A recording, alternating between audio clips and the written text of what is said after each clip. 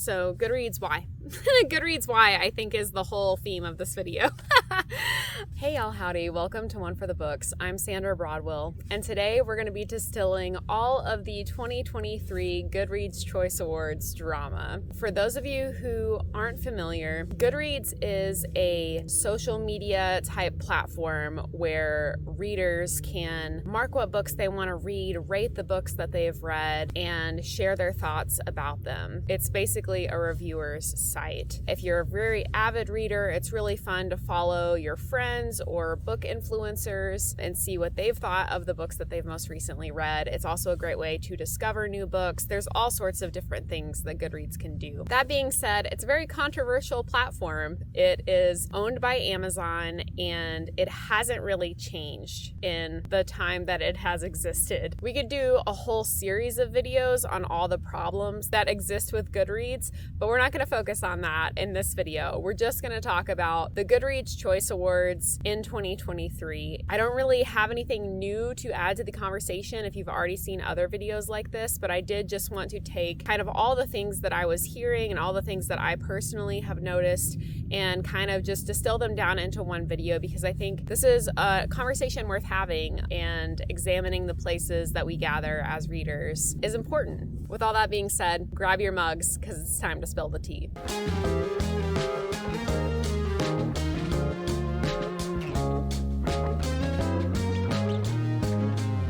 At the big picture level, the Goodreads Choice Awards are a book award that is given to the most popular books of the year. It is a popularity contest chosen by the readers themselves. At least that's what it is supposed to be. And I think that's great. This is not like these are the best books of the year. It's just these were the most popular books. There isn't anywhere else that sort of award exists in the bookish world. And so I think it's great that Goodreads does this. It doesn't have the same standing as like a Hugo or a Nebula or a Newbery or any sorts of actual literary awards.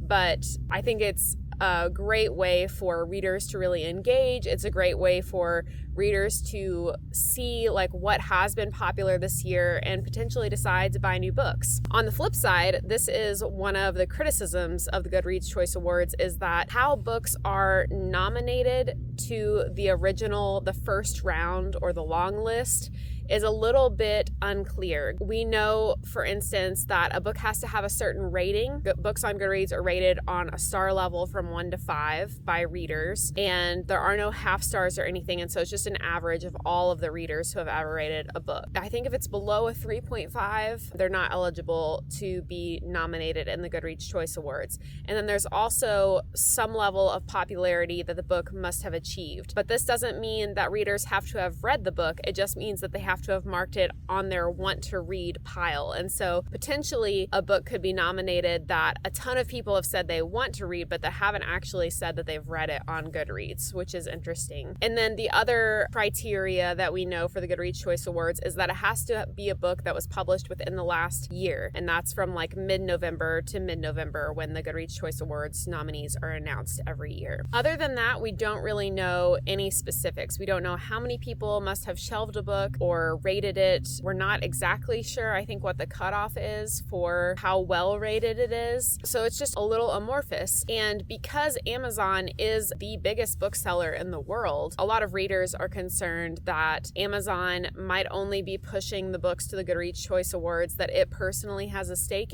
in like kind of a capitalist gains sort of way. I personally am not too worried about that, but it is something to keep an eye on for the future. The other thing that I think bothers readers about the Goodreads Choice Awards is that you don't have to have read the books in order to vote, right? All you have to have is a Goodreads account. If you have not read a single book in any of the categories, you can still cast a vote in every single category, right? And so you might just go through and vote for your favorite authors. If like an author that you've read in the past and enjoyed has a new book out and you haven't had a chance to read it yet, you might vote for them anyway. And so it's like, well, how accurate even can a popularity contest be if there's no hoops you have to jump through? If you don't have to prove that you've read the books, right? And who's really read that many books? The Goodreads Choice Awards are divided into a lot of different different categories by genre. And so you can vote in the mystery thriller category, you can vote in the fantasy category, you can vote in the science fiction category, general fiction, all these different things. When the Goodreads Choice Awards are first announced, there are 20 books in every single category. The first round of voting cuts that in half. And so you have a week or two to vote. And then the short list comes out, which is 10 books in every category, and everybody votes again. And then the final winners of each category are announced. So by the time you're seeing this, I think the final winners of the Goodreads Choice Awards will have been announced 2 days ago on the 7th. And this is the 15th annual Goodreads Choice Awards. So they've been doing this for a while. Generally, not a lot changes from year to year in terms of the process and what genres of books are available to vote on. This year, that all changed. 3 categories of books were taken away, were no longer eligible for voting this year. 1 category was added, and there were also some issues that I heard about from categories that have existed for a long time. So let's start with the issues with pre-existing categories, starting with romance. This year, the long list, all 20 books in the romance category, were about white characters who were heterosexual, which is obviously a huge problem. There were some really popular books this year that were by authors of color or about LGBTQ plus main characters and love interests. So the fact that every single nominee this year was a straight white romance is pretty concerning. This is a huge diversity problem, and it makes it seem like straight white people own romance, that love stories are only for the majority population, and that is really upsetting, even for romance readers. Not all romance readers are white or are straight, and not seeing themselves represented in the category of books that they read the most is really upsetting. And I think because the nominations process is not clear to Goodreads users, I think this is even more upsetting, because somewhere, the man behind the curtain is deciding what books are going to be on this list. And I think if that process was more clear, maybe every once in a while there's a fluke year where this happens. But I know of some really popular books that were not straight and were not white that a lot of romance readers were talking about this year that didn't make the cut. And there was a lot of books on there that people had never heard of before. That's another thing that I think is fascinating to me as someone who avidly watches book influencers, booktubers. I follow a ton of people who exclusively read fantasy and really keep up on the new releases, or exclusively read romance and really or thrillers, or whatever the category is. I follow a lot of different types of readers, and some of these people, their whole thing on BookTube is reading all the new releases so that they can talk to their viewers about what's hot in this category this year.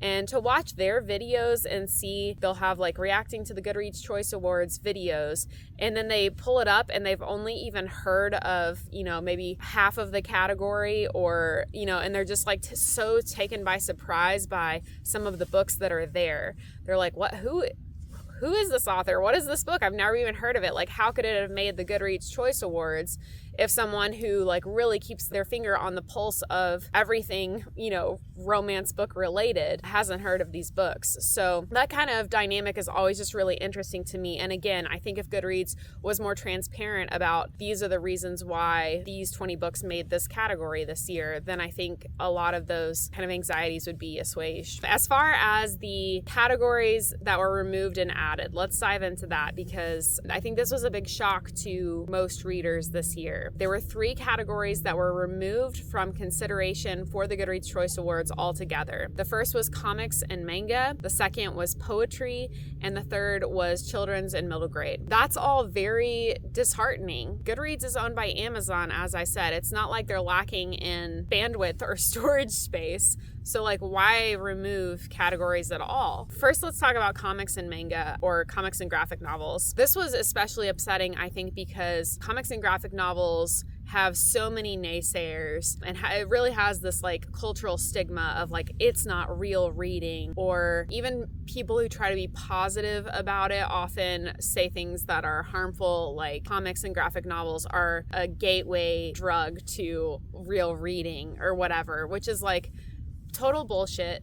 If you read comics and graphic novels and you read nothing else, you are a real reader. You're really reading. Like, I don't understand why people have that sort of hang up, or like it's not as highbrow. It's like, well, some of it is, just like every other category. Like, yeah, some of it's probably trash, just like every other category of reading, but some of it is like really life-changing and tells really amazing in-depth stories, and it just does it with a visual medium included.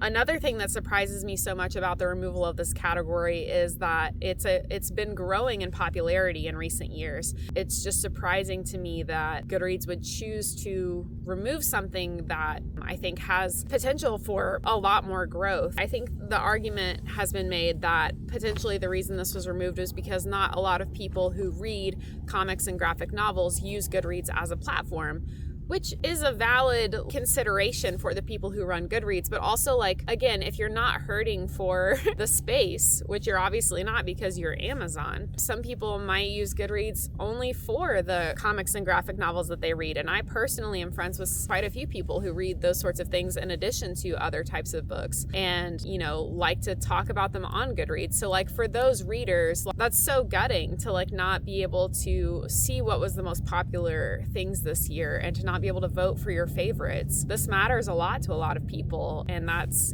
debatable whether it should or not. But, like, again, in every, whether it's like the Oscars or the Emmys or the Golden Globes, people get really excited about this kind of stuff. So to have a category that you really care about removed is just really hurtful, especially for a category that is fighting an uphill battle for respect to begin with. The second one that was removed was poetry. This is upsetting because how else are you supposed to learn about new poetry, right? Except for unless someone was named like the National Poet Laureate or potentially like your state's Poet Laureate. How are you supposed to learn about new collections of poetry that are popular? Especially, I think it's unfair to authors who are poets because it's extremely hard, potentially impossible, to make a living like purely as a poet, just because it's not a huge draw for most people. So again, the people who really care about poetry, how are they supposed to find out like who the popular new poets are, what the popular collections were this year? It's unfair to the authors, it's unfair to the readers to not even have that as a category when it has been a category in the past. And again, part of the reason that this burns us readers up so much is because no explanation was given. Goodreads just does things, and there's no repercussions, there's no consequences. They don't respond to feedback on their platform, and they don't explain why they do things the way they do. And I think if they had just put out a press release saying like, hey, here's some changes coming up on the Goodreads Choice Awards this year, and these are why we made these decisions, I think that would at least mitigate the impact of these decisions. But just having it blindly ripped away just feels unfair. And then the third category that was removed was middle grade and children's books. And again, the argument can be made that like middle grade readers or like children are not using Goodreads. It's mostly a platform for adult readers. And that's fair. But also, I know tons of adults that read middle grade stories. And also, if the Goodreads Choice Awards, unsurprisingly, comes out in November, because November, December are probably like the highest times that people are wanting to purchase books. So like from Amazon's point of view, let's push all these really popular books right before people like start getting books for Christmas, right? So if you're a parent, you could look at the Goodreads Choice Awards and see like, oh, these were really popular books this year that my kid might really be interested in. And that might be a way that people choose to buy Christmas gifts or whatever. I also think, it's possible that parents do create an account with their children and like let them use Goodreads and talk about as like a way to talk about the books that they've read. I think Elliot Brooks brought this up in her video. So again, it's if you are an author of middle grade books, it means something to have your book be the Goodreads Choice Award winner. It means something to have even been nominated. That means your book was potentially in the top 20 like most popular middle grade books that were published that year. Like that's huge. That's something that you can really use to sell yourself in the future when you're like pitching new books to new agents or editors or publishing houses, or just something that you could put on your future book covers to like help readers realize like, oh, look, like this author is really popular. So again, just taking that category away with no explanation, it's unfair, I think, to parents. It's unfair to the authors. It's just unfair to adults who read middle grade and potentially kids who know about Goodreads and have parents that point them to it. So that all sucks. It sucks that they removed 3 really great categories, even if they were potentially less popular than the other categories that the Goodreads Choice Awards has available. So Goodreads why? Goodreads why, I think, is the whole theme of this video. The final category change that they did this year, besides taking those 3 away, they added one. And the new category available for voting in 2023 is Romantasy. And this is a category that has been gaining huge popularity in recent years. And it is basically a subgenre of fantasy. And so what is Romantasy? Romantasy is basically a romance book set in a fantasy world. At least that's my definition of it. I would consider it like a spectrum. There's fantasy books that have no romance, just fantasy plot. There's romance books set in a fantasy world. And then, along the spectrum, there's like fantasy books that have a romantic subplot. But if you removed that subplot, the actual plot of the book wouldn't change, right? And then there's like books that lean a lot more heavily romance, where romance is the main plot, but there's like a fantasy subplot. And then there's just like straight up romance books that are just set in a fantasy world. So you can kind of see, but this half of the spectrum, the primarily romance with a fantasy setting or romance plot forward, has been growing hugely in popularity in recent years. And fantasy fans who look at the Goodreads Choice Awards have really been wanting a Romantasy category as a separate category for a long time, because it sucks if you are a fantasy reader and not a romance reader, then probably don't read any of the books on this half of the spectrum. But because that half has been so popular in recent years, that like those books have won the category a lot recently. And this year, the book Fourth Wing came out and was like the most viral book of the last several years, I think. And it is a Romantasy book. And everybody knew, oh, Fourth Wing's going to sweep the category, even though other really popular fantasy authors like Brandon Sanderson or, other books that were like really great came out this year. Everybody was like, oh, none of those books even stand a chance because Fourth Wing's going to grab it. So I think overall, the fact that Romantasy as a category was added was a great thing for both Romantasy readers and fantasy readers. And there's definitely overlap, obviously, between these readers. But if you are specifically a Romantasy fan, you now have a whole category where you can see like, oh, wow, these books were all like really popular Romantasy books this year. I have so much more I can choose from now and know like where to go for great recommendations. And if you're a fantasy fan who doesn't read Romantasy, then there's a better chance of the books that you actually read and enjoyed winning your category that you care about. So overall, I think this was a really great thing. And the fact that fantasy in general is growing and readership is awesome. The negatives that I've heard people talking about is like, well, this is just a subgenre. So like, when are the other subgenres? When's cozy fantasy or epic fantasy or, like all these, every genre has like a ton of subgenres, right? And so it's like, well, why this one? Well, I think the why is pretty obvious because this category is becoming really popular. And then the other kind of negative take on this that I heard was that it would increase gatekeeping, that like fantasy fans would potentially be like, oh, well, Romantasy readers aren't real fantasy readers. And like, honestly, what the hell? Do people not have anything better to do with their time than be pretentious about reading fantasy novels? I mean, I love fantasy and sci-fi. That's my favorite type of book to read. And the fact that people would get like so up in arms to be like, oh, well, if you read fantasy books that are mostly romance, you're not a real fantasy reader. Like, what? That makes no sense to me. But anyway, I happen to be a fantasy reader that does fall. I looked at the list of Romantasy books available this year. I haven't read any of them and probably don't plan to read any of them. Romance really isn't my thing. I love romantic subplots. I love like a little dash of romance thrown into really epic fantasy stories, but that's not what I read them for. That's the other issue with the Romantasy category, right? Because the fantasy and romance spectrum is like, where do you draw the line? Because I already know this is an issue that some people have talked about and probably will continue to be an issue for years in the future, is what's the boundary?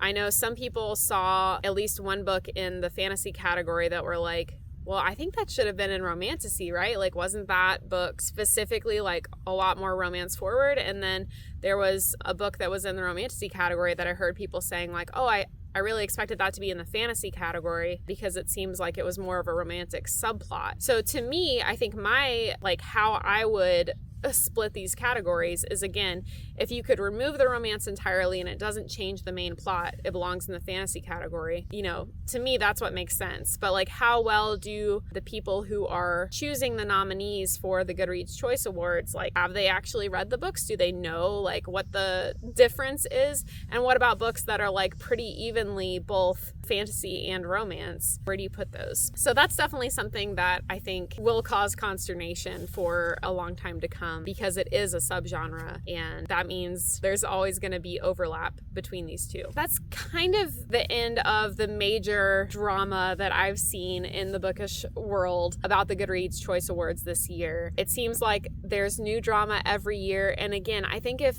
Goodreads, the platform, if it was just more transparent about like how books get nominated in the first round, the long list, and why certain decisions are made, why categories are added and taken away. If the platform would just be more transparent, I think a lot of the drama would fizzle out, and a lot of readers who care a lot about this would be more satisfied. Now, there's always going to be people that hate the Goodreads Choice Awards because it's just a popularity contest and blah, blah, blah, blah, blah. But like, there should be a popularity contest, I think, because people want to know what the most popular books of the year were. I think Goodreads is the right platform for that to take place on. Again, there's could do a whole series of videos on the issues with Goodreads that are not Goodreads Choice Awards related, but those are videos for another time. At the point that you're seeing this, the Goodreads winners have been announced. So hopefully a book that you cared about won this year in your favorite category. And if not, hopefully you got some new recommendations for books to pick up in the future, which I think is the reason that a lot of us use Goodreads to begin with. I hope you enjoyed this video or got something out of it. Let me know your thoughts down below if any of this resonated with you, or if there was some juicy drama that I missed out on that you thought I should have covered in this video. I'd love to hear about it. Thank you all so much for tuning in and hanging out with me for a little bit today. As always, please be kind, read books, and hit the subscribe button below for more bookish content to come. I'll see you next time.